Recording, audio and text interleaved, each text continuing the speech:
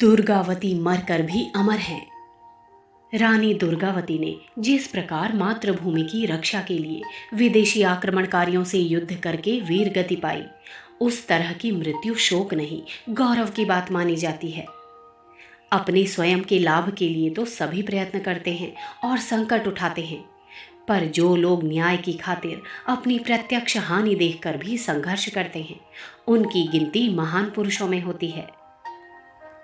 दुर्गावती अगर चाहती तो अकबर की अधीनता को स्वीकार करके आजन्म सुखपूर्वक रह सकती थी, पर ऐसा करने में उन्हें अपना और देश का अपमान जान पड़ा। हम जयपुर के राजा मानसिंह आदि को गद्दार ही समझते हैं, क्योंकि उन्होंने अकबर के राज्य को फैलाने और जमाने में ही अपनी समस्त वीरता और युद्ध कौशल को झोंक दिया। इसका अर्थ ये है कि उन्होंने हिंदुओं के प्रभुत्व का अंत करके विदेशियों की जड़ जमाने का कार्य किया, जिसे कभी आदरणीय नहीं कहा जा सकता। इसके विपरीत भारत का बच्चा बच्चा मेवाड़ के महाराणा प्रताप सिंह का यशगान करता है, क्योंकि उन्होंने हर प्रकार के कष्ट को सहन करके भी अकबर के साथ वर्षों तक संघर्ष किया और देश की स्वाधीनता की रक्षा के लिए अपना सर्वस्व अर्पण कर दिया।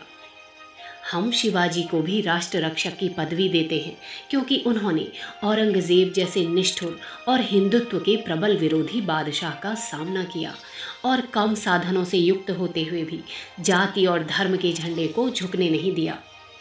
हम गुरु गोविंद सिंह को देश का उद्धारक इसीलिए मानते हैं, क्योंकि उन्होंने चारों पुत्रों का बलिदान स्वाधीनता की वेदी पर कर दिया और मुगल बादशाह को सहयोग देना स्वीकार नहीं किया।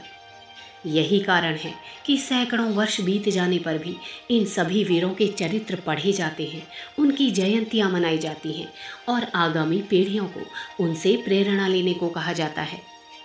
उनकी गणना महापुरुषों में की जाती है। इसके विपरीत मानसिंह, जयसिंह आदि कितने भी सफल और संपन्न क्यों न बन गए हों, उनको देश और जाति का विरोधी ही घोषित किया जाता है। चाहे उस समय वे बहुत बड़े पदवीधारी कहे जाते थे और उन्होंने इतना धन भी कमाया जो पीढ़ियों तक काम देता रहा, पर उनकी प्रशंसा में आज तक एक शब्द भी किसी के मुंह से सुनने में नहीं आया है। रानी दुर्गावती भी इस दृष्टि से भारतीयता की रक्षक और स्वाधीनता के लिए बलिदान करने वाली मानी जाती हैं। यद्यपि उनकी परिस्थितियों के कारण विदेशी शासकों के साथ संघर्ष अल्पकालीन ही रहा।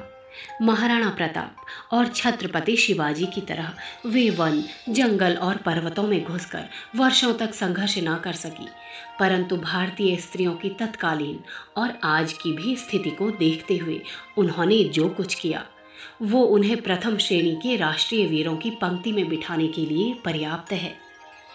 जहां स्त्रियों को घर से बाहर निकलने का भी अधिकार नहीं है, जहां उनका सार्वजनिक जीवन में भाग लेना आलोचना का विषय बन जाता है, जहां थोड़ी सी स्वतंत्रता का रहन सहन देखते ही लोग उनके चरित्र पर शंका करने लगते हैं, वहां रानी दुर्गावती ने जो कुछ किया उसकी 100 मुखों से प्रशंसा की जाए तो भी अनुचित नहीं है। ये भारतीय पुरुषों की बहुत बड़ी त्रुटि है कि उन्होंने स्त्रियों को ऐसे बंधनों में जकड़ दिया है कि वे देश और जाति की प्रगति के लिए कोई महत्वपूर्ण कार्य कर सकने के योग्य ही नहीं रही। इससे हमारी आधी शक्ति ही बेकार हो गई और अपने अज्ञान तथा जड़ता के कारण वो हमारे अग्रसर होने में भी पैरों की बेड़ी के समान सिद्ध होने लगी। कौन नहीं जानता कि हमारे पिछले 50 वर्ष के स्वाधीनता आंदोलन में लाखों व्यक्ति इच्छा रहने पर भी स्त्री और संतान के बंधनों के कारण भाग ना ले सके। अगर स्त्रियां सुयोग्य और व्यवहार कुशल होती तो वे ऐसे अवसर पर घर का भार स्वयं संभालकर पुरुषों को देश के उद्धार के कार्य के लिए छुट्टी दे सकती थी। पर जब पुरुषों ने स्वयं ही उनको पिंजरे के पक्षी के समान बना रखा है, तो हम उनकी शिकायत भी किस मुख से करें। ऐसी दशा में जो 10-5 देश तथा समाज की सेविकाएं अपने खुद के प्रयत्न और साहस से निकल आई, उन्हीं को गनीमत माना जाएगा। संदर्भ पुस्तक रानी दुर्गावती, लेखक पंडित श्री राम शर्मा आचार्य।